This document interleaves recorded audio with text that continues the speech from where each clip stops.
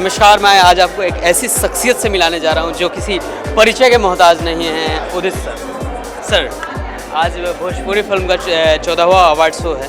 अभी हम 15 में प्रवेश कर चुके हैं सर। वाह! तो सर कुछ अवार्ड शो के बारे में कुछ। सबसे पहले तो मैं विनोद गुप्ता जी को बहुत बहुत बधाइयाँ देता हूँ कि ये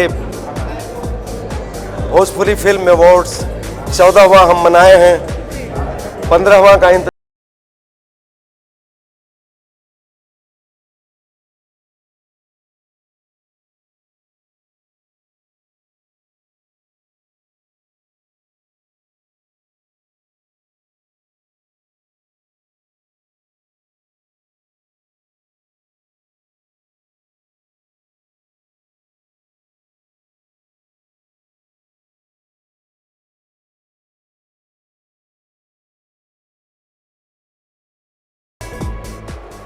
ओढ़नी के रंग पियर, ओढ़नी के रंग पियर, ओढ़नी के रंग पियर, जादू चला रहल बा, लागे कि जैसे खेतवा में सरसों फुला रहल बा। क्या बात है सर, क्या बात है सर।